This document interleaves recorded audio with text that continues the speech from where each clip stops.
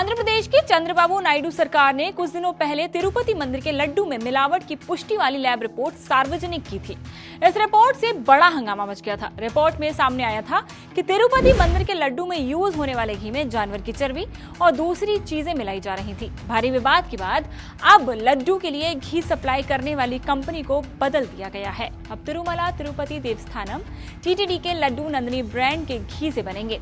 चलिए जानते हैं कि नंदिनी ब्रांड किसका है और कितना ज्यादा बड़ा है। कितनी बड़ी है नंदिनी डेयरी? उत्तर भारत में जब डेयरी की बात होती है तो दो ही बड़े नाम हैं, मदर डेयरी और अमूल। लेकिन साउथ इंडिया में आप किसी से भी पूछेंगे तो लोग नंदिनी का ही नाम लेंगे। दक्षिण भारत में नंदिनी का अमूल और मदर डेयरी जैसा रुतबा है।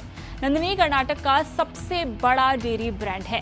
आंध्र प्रदेश, तमिलनाडु, महाराष्ट्र और केरल में भी नंदिनी का ही दबदबा है। किसका है नंदिनी ब्रांड? नंदिनी ब्रांड का स्वामित्व Karnataka cooperative milk producers federation limited यानी कि केएमएफ के पास है। इसे कर्नाटक दूध महासंघ भी कहते हैं। ये गुजरात के अमूल के बाद देश का दूसरा सबसे बड़ा डेयरी कोऑपरेटिव है। कर्नाटक के कोडागु जिले में 1955 में पहला डेयरी कोऑपरेटिव खोला गया था। उस समय पैकेज्ड मिल्क का कोई चलन नहीं था। किसान खुद ही हर घर में दूध पहुंचाते थे। दूध की कमी भी थी। 1970 के दशक में दूध उत्पादन बढ़ाने पर जोर दिया गया। काफी कम लोग जानते, लेकिन जनवरी 1970 में श्वेत क्रांति के नाम से दूध क्रांति शुरू हुई।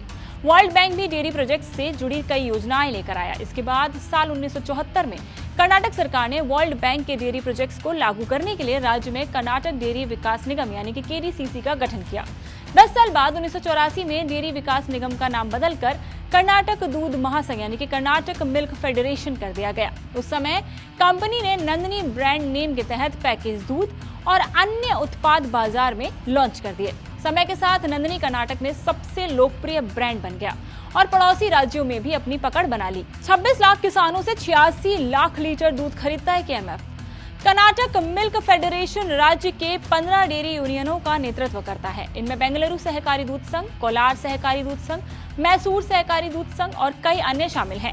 ये डेयरी यूनियन जिला स्तर के डेयरी सहकारी समिति यानी कि डीसीएस के माध्यम से हर गांव से दूध खरीदते हैं और फिर इसे केएमएफ को पहुंचाते हैं। कर्नाटक दूध महासंघ की वेबसाइट पर दी गई जानकारी के अनुसार डेयरी सहकारी समिति रोजाना 26 लाख किसानों से 86 लाख लीटर से ज्यादा दूध खरीदती है। नंदिनी ब्रांड के पास है 148 से ज्यादा प्रोडक्ट्स।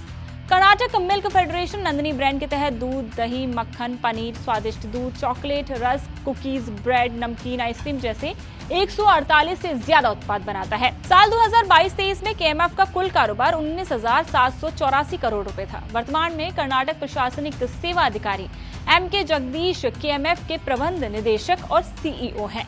तो नंदिनी ब्रांड पर और अब जो तिरुपति मंदिर में घी सप्लाई होगा उस पर आपकी क्या राय है? हमें कमेंट सेक्शन में जरूर बताएं और ऐसी तमाम अपडेट्स के लिए जुड़े रहें इंडिया टीवी के साथ।